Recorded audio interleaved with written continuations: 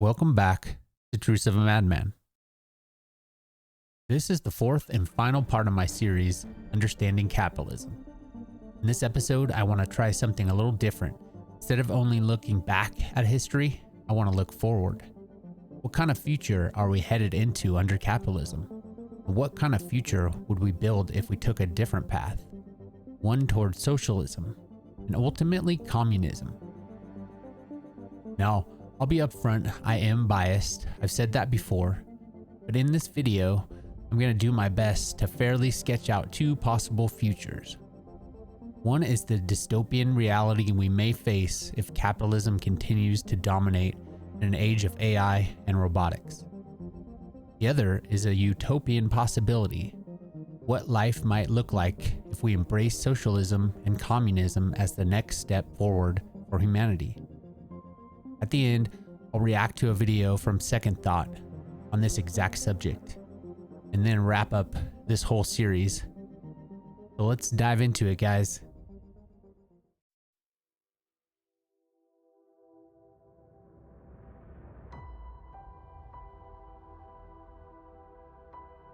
Now let's start with capitalism's trajectory. Capitalism thrives on competition, profit, and accumulation. Every innovation, every new technology becomes another tool for squeezing more labor out of workers or replacing them entirely. With AI and robotics advancing rapidly under capitalism, we're looking at a future where human labor is no longer necessary for production at scale. On the surface, that sounds liberating. Fewer jobs, more machines doing the work. But under capitalism, this doesn't mean freedom. It means mass unemployment. It means millions cast aside. Because in a system that only values you for your productivity, you're disposable once machines can replace you. I've already seen the previews. Workers automated out of a job with no safety net. Gig economies where people fight for scraps. Corporations treating data, even you, as a commodity. Now imagine this supercharged. Wealth consolidates further into the hands of a tiny elite who own the robots and AI, the intellectual property. Instead of abundance being shared, it's hoarded. This is a world where the majority lives in precarity, controlled by digital surveillance, algorithmic management, and corporate monopolies. A world where democracy is little more than a stage play, while real decisions are made in boardrooms of trillion-dollar tech companies. And let's be honest, that's no science fiction, that's the trajectory we're already on. That's the capitalist future, a dystopia of abundance turned into scarcity, of machines that could have freed us instead becoming our chains.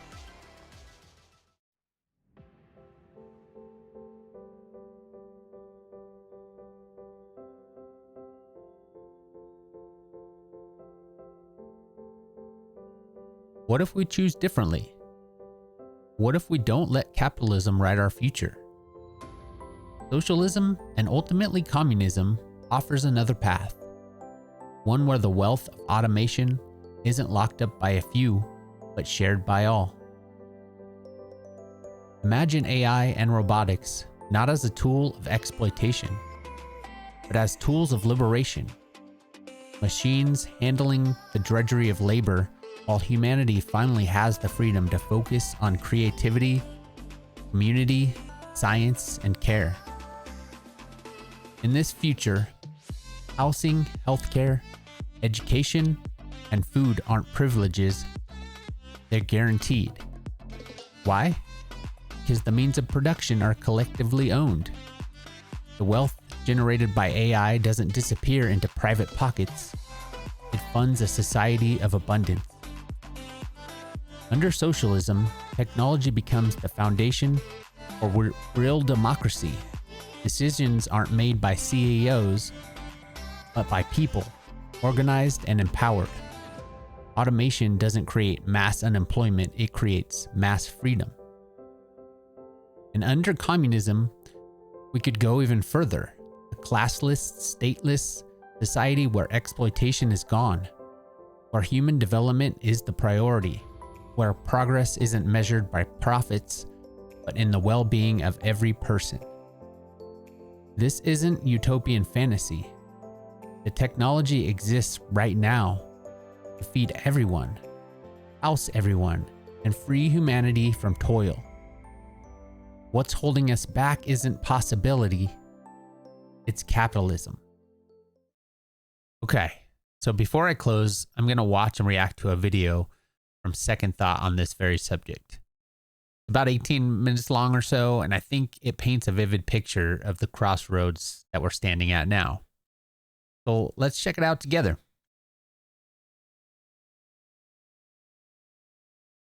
This episode was made in collaboration with One Dime. Be sure to check out their video, Planet of the Robots, after this. Yeah, that's a good one too. Maybe we'll check that out at some point.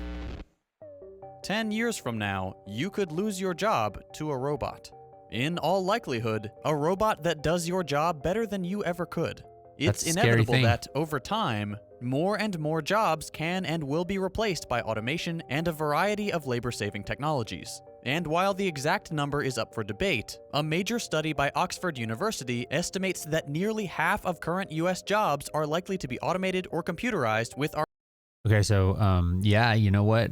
That's a pretty conservative number from a lot of the things that I've seen. There's more along the lines of like 70 or even 80% of jobs lost at a certain point from automation. So, which obviously that should be a good thing, if you're asking me. But the problem is, just like we've been talking about, it's not going to be a good thing if we continue down this path of the capitalist system and the exploitation of workers, because workers will just be losing jobs. Like, imagine 70% or even 47% of the labor force loses their jobs. They're displaced, and how much poverty that would create. And if the government reacts to it in the ways that they have been reacting to things, since we became a capitalist system, the road is a dystopian for sure. So here we go. Our current technological trends. Already, we see robots and artificial intelligence driving our cars, taking over the farming industry, writing entire news articles, and even diagnosing and treating medical patients. Yeah, which, just really quick, all of these things are a good thing if we have the right system in place, right? Medical advancements, and automation from freeing up doctors to do other things, maybe more specific, or just the mundane things out of the way, and for all workers, that would be a utopian in the right system. But because there's a profit motive in the capitalist system, like I said, this road is a bad one, so here we go. In grocery stores and McDonald's, low-wage jobs have been replaced by customer-facing robots and touchscreens. Depending on how we respond to this trend, our possible futures can look very different. In this episode, we're looking at what we can expect from this future automation. Or rather, what we can expect in the very different possible futures of automation based on the decisions we make to fully take advantage of our society's rapid technological innovation. For simplicity's sake, we'll restrict our analysis to two scenarios: a high degree of automation under a capitalist economy, and a similar degree of automation under a socialist economy. Yeah, that's what I... But first, let's start with a history of automation in general. If you're willing to go back far enough, humanity's evolution has always been directly related to our ability to mechanize and improve upon our physical abilities with tools. Our bodies and societies have progressed alongside and as a direct result of our ability to create objects that make our lives easier. And plus it's, as society advances, the tools that are created from and the advancement in society help, what's the right word I'm looking for? Help, I guess, automate the means of production more, so that it's more efficient, which, like I said before, it's a good thing if you have the right system in place, right? So here we go. Allow us to produce and consume more efficiently and in greater quantities. At first, it was simple handheld tools made of stone, then crude metals, until eventually we started truly automating basic tasks by powering the first primitive machines with flowing water, steam, and finally, fossil fuels. We continued innovating, creating ever more complex instruments, and destroying the until environment they moved with those beyond things, completing though. simple tasks and started dealing with abstract concepts, the same way our brains can. Very quickly, we get to something like proper automation, machines doing things on their own. Specifically, we get to automation under our current economic model, capitalism. Since the origins of modern capitalism coincide roughly with the beginning of industrialization in Britain, that's where we'll start. Yeah. At its birth, industrialization radically changed many things. The new machines of the industrial era were nothing like the tools that had dominated the history of humanity. They were bigger, more complex, and they needed several people. Yeah, so I just wanted to say this, though. One thing that you got to keep in mind, that when advancements are made, and obviously when machines like this make production more efficient and faster, the workers that have to try to keep up with these machines, they can get burnt out, they can get hurt, they can get exploited more because of that and not make any more money, so or a better wage or better quality of life. It actually can lessen the quality of life if you keep this system in place with the profit motive and the accumulation of capital. So anyway, here we go. With very particular roles just to function properly. They could produce like no human ever could, and with ever decreasing levels of human involvement. Right away, this made a massive difference in the working arrangements of most people. From individual shops and farms, industrial machines and factories brought hundreds away from their personal businesses under a single factory roof in increasingly densely populated cities, supervised by a growing... Oh yeah, and also just to say this, the one thing, obviously, that the Industrial Revolution, not the one thing, one of the things that the Industrial Revolution did supply to the proletariat is the fact that it put everybody together so they could organize easier. But then obviously as time went by, the ruling class kind of realized that, and they started to try to, or not started, but they really worked hard at trying to individualize us and put us in competition against each other. But that's a whole nother story. Here we go. But tightly guarded class of wealthy individuals, workers from neighboring regions were brought into factories, where they no longer had control over the process of production. Their roles became specialized, repetitive, and dull. Work for a wage became compulsory for more and more of the population as the concept of poverty became legally tangible. Capitalism had begun, and at its core were the new machines. With this new social model came new relationships and interest groups, the owner class and the working class, those who owned the factories and the machinery, and those who sold their time and energy to them. While this is going on, machines are growing in their power. They do more, produce more, and take up an ever greater chunk of the responsibilities of workers. And this starts creating problems. Some of the first observers of this era, Karl Marx and Friedrich Engels, were quick to realize the impact that the ever more capable steam-powered machines would have on this new labor force. They saw, of course, the slums and depths of poverty that these industrial towns had created. But more than that, they saw a new form of power emerge. Automation subjected workers to invisible pressures within the workplace when, as production processes became more automated, human workers had to adapt to the pace set by machines. A pace determined by the capitalist who manufactured and implemented them. Unsurprisingly, this feature of automation hasn't disappeared under more advanced stages of capitalism. Take Amazon warehouses, where workers who are entirely reliant on now fully automated systems have to adapt their working speeds to the inhumane rate of maximally optimized robots. Workers lose their independence and their very humanity when they have to complete tasks in 11 seconds or less and take no breaks. Otherwise, they threaten to disrupt a long production chain of which they are only a minor part. Automation breeds its own forms of surveillance, and by that token, its own discipline. The consequences are not just a loss of independence, but Man. also a profound feeling of alienation, personal anguish, and the all-too-common injuries at a full 10 per 100 workers in Amazon factories Wow, specifically. 10%. And that's not all. For Marx, this power was only one side of technological growth. Machines gave the capitalists much more.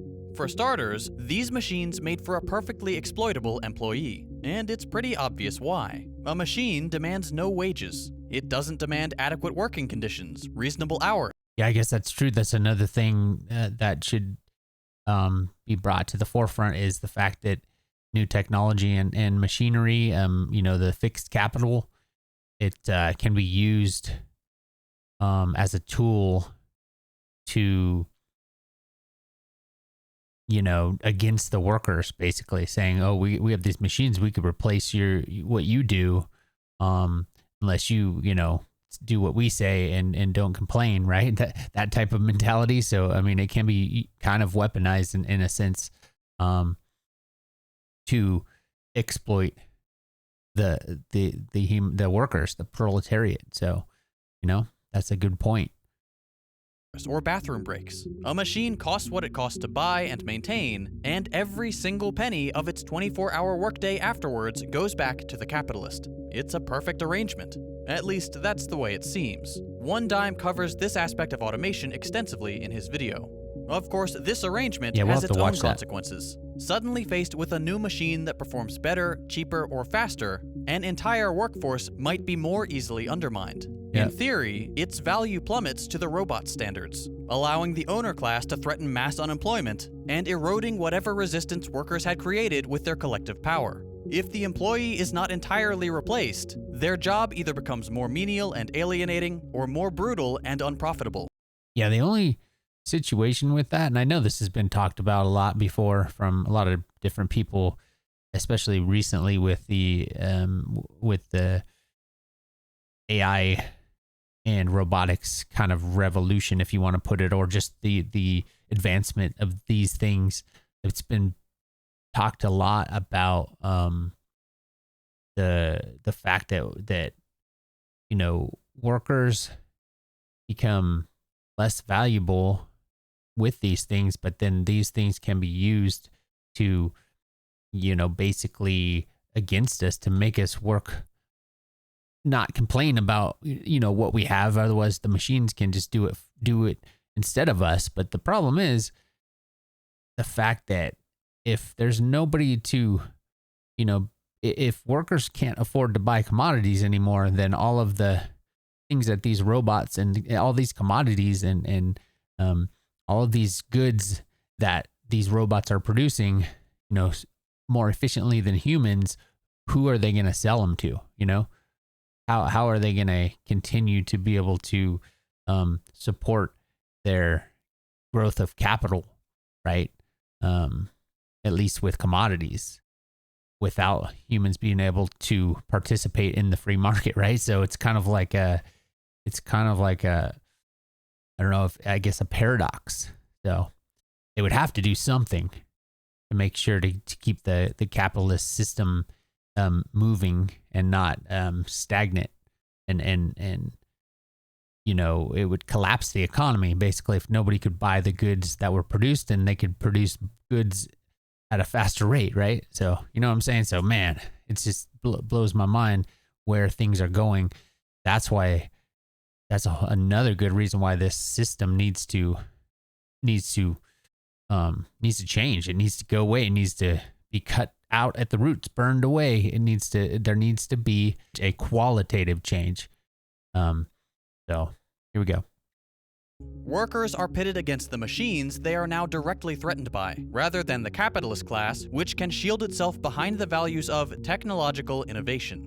Today, this process is happening across all sectors of the economy. Factory jobs were of course the first to go, but they were soon followed by many service and white-collar jobs. As AI progresses, even highly specialized tasks are delegated to machines, taking with them jobs for which humans are no longer the cheapest option.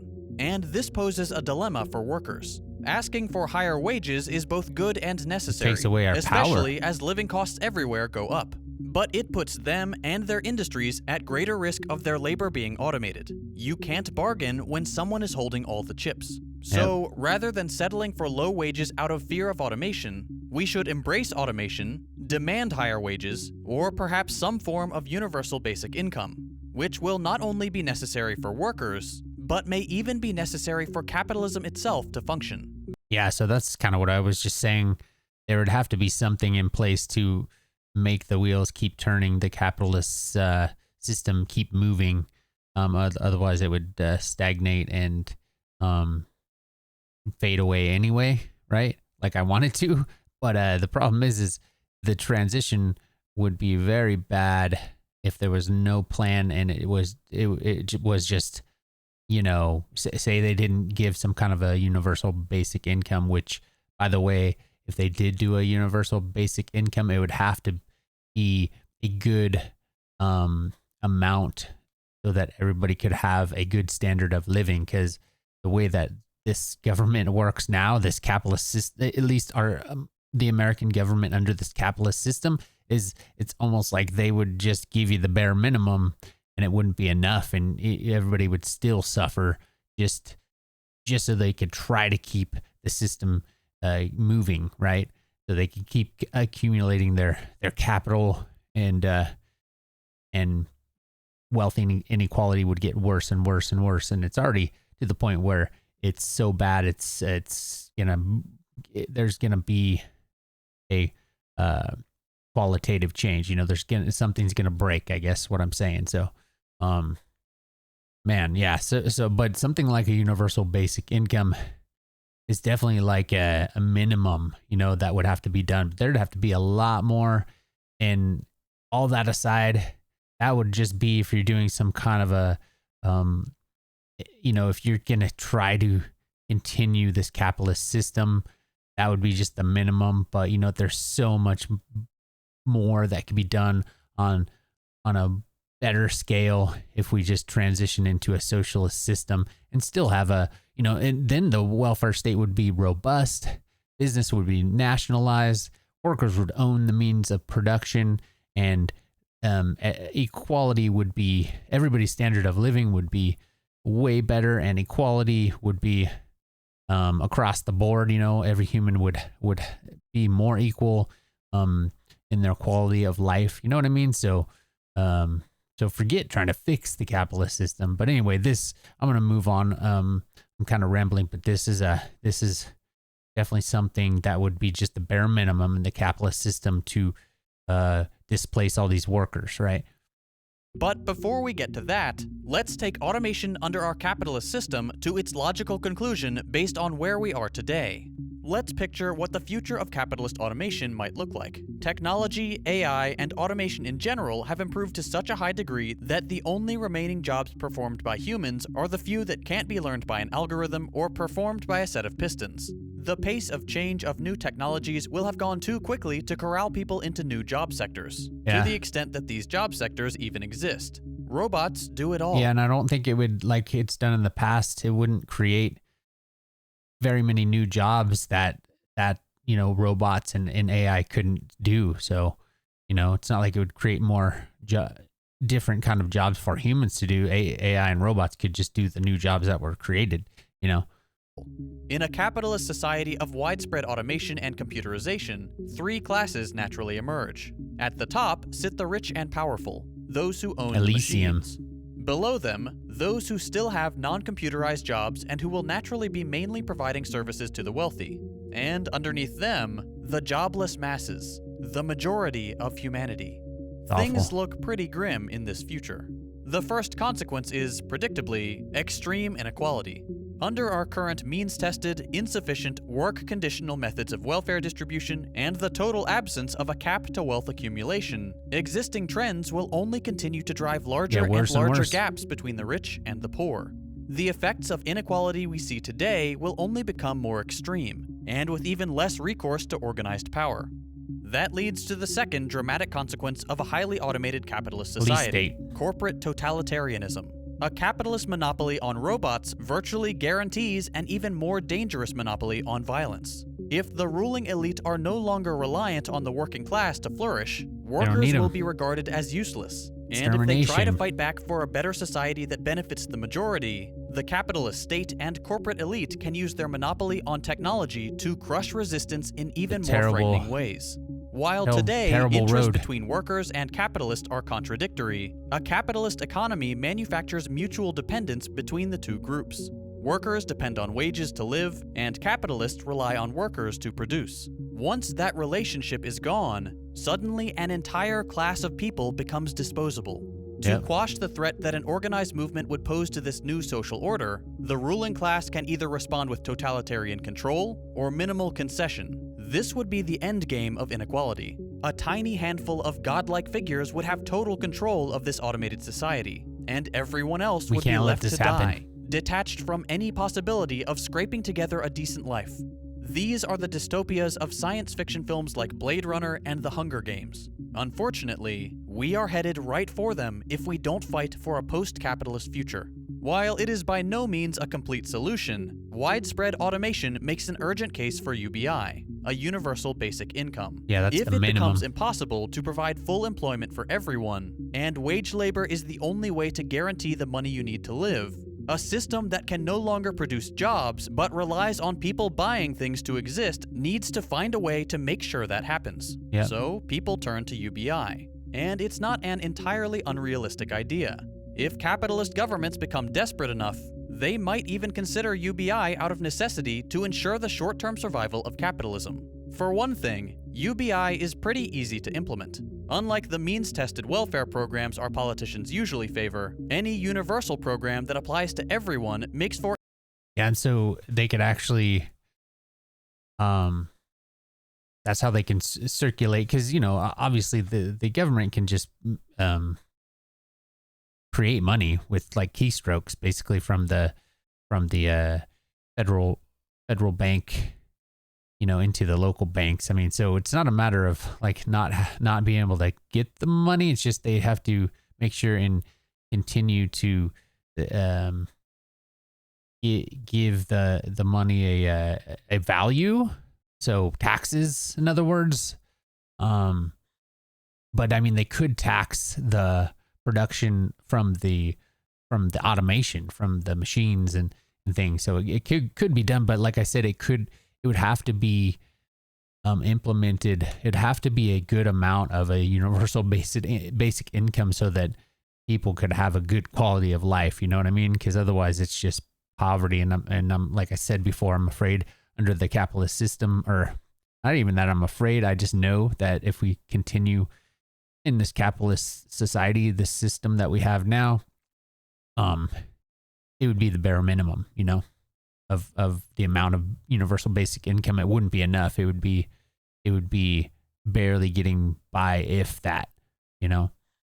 An incredibly simple bureaucratic process. Everyone gets a monthly check, regardless of how much they make, whether or not they're employed. Oh, wait, and one other thing that I have to say about that is the fact that it's just hard. You know, you'd have to really you'd be relying fully on the state at that point. And what if the ruling class at the time that this is implemented, what if they were, you know, nice enough or good enough, cared enough, I guess is the right way to say it, cared enough about the rest of the humans in their society that they gave a good enough quality or a good enough amount for a good quality of life for everybody, or at least adequate, right?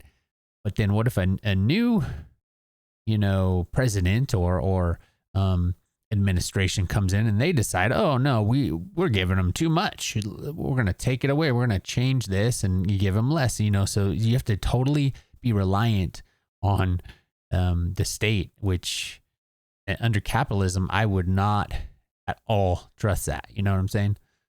Employed, whether they're living alone or with others, eliminating any complex calculations on the government's or citizen side, or any of the ceiling problems you see with conditional welfare programs. Overall, this can bring some well-needed stability, and in a system where jobs are scarce but productivity is high, it's a fairly natural conclusion. There are tangible benefits. Unfortunately, that's about as far as UBI goes. UBI doesn't really guarantee you adequate living. Implemented from above by a capitalist government, a UBI is likely to look like our welfare programs today. Yeah, Not that's what I very was generous saying. at best, and a Trojan horse to privatize the entire welfare state at worst.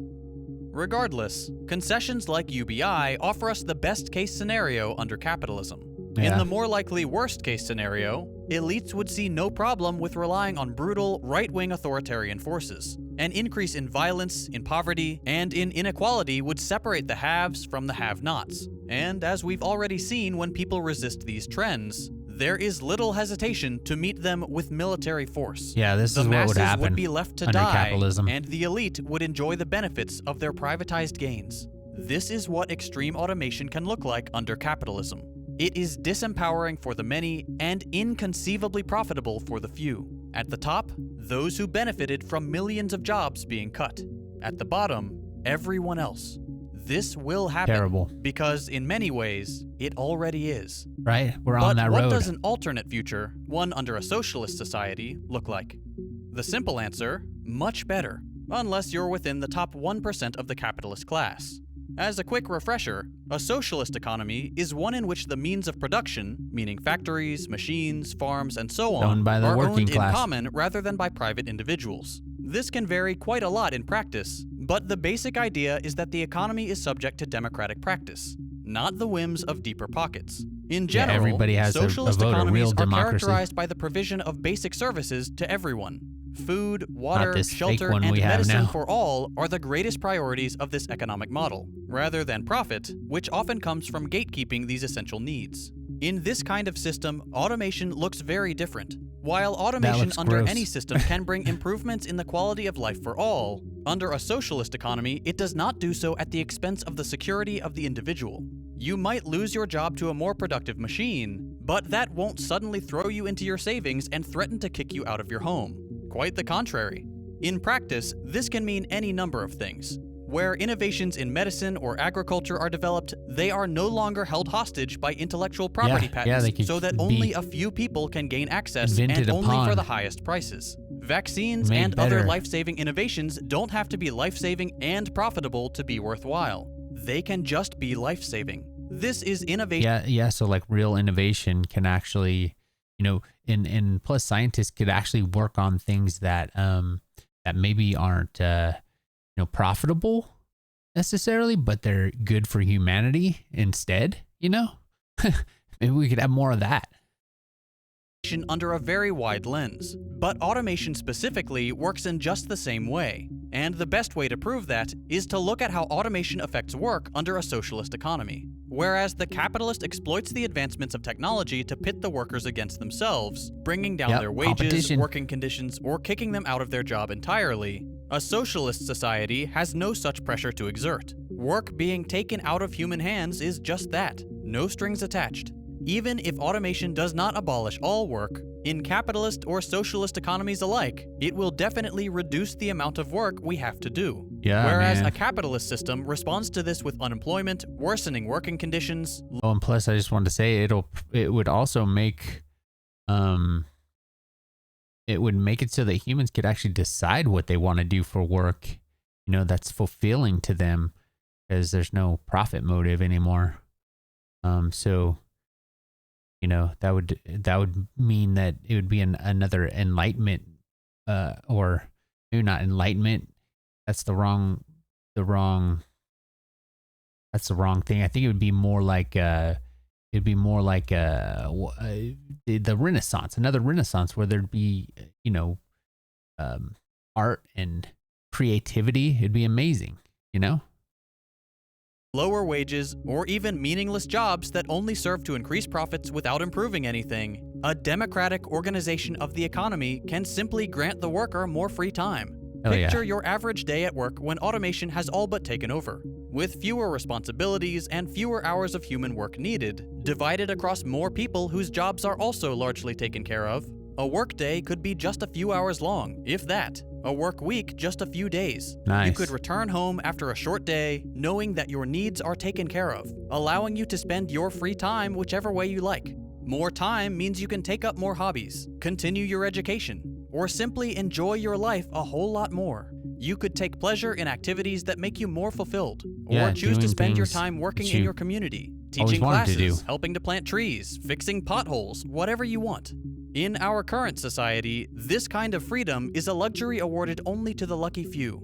Under its automated extreme, that the same freedom capitalists. is lost to meaningless work, to fatigue, and to desperately They trying made to a stay world for afloat. themselves. In a system where your survival Or a isn't society for directly tied themselves. to the hours you work, automation is a blessing, both for you and everyone else. Automation grants you more freedom rather than punishing you for simply existing in a society with scientific progress. It could allow us to move beyond our basic necessities and start climbing up our hierarchy of needs the world over, to start pursuing what really interests us in life, to take up educational, artistic, innovative, or creative pursuits that we would normally Yeah, not that's be what I able was saying, to under man. capitalism without wouldn't taking want this, immense right? personal risks or being born into similarly immense privilege. The truth is, except for we've the been waiting capitalists for who this already for have this decades. in their Back in the system. 1930s, economist John Maynard Keynes predicted that technological advancements would allow his grandkids' generation to only work for 15 hours a week. Long Didn't before happen, automation Keynes. and artificial intelligence showed us the extent to which human labor could be replaced. The only reason we aren't there yet is the unnecessary capitalist obsession with always extracting more profit. But we can improve our lives without that suicidal greed. And so long as we continue to ignore that fact, our future is clear. This is an incredibly important and complex topic, and we've only just scratched the surface here. If you want a more in-depth look into the various possible futures that All right, well, we'll stop it here. So here we are, 4 parts, tracing capitalism from its roots to its possible futures.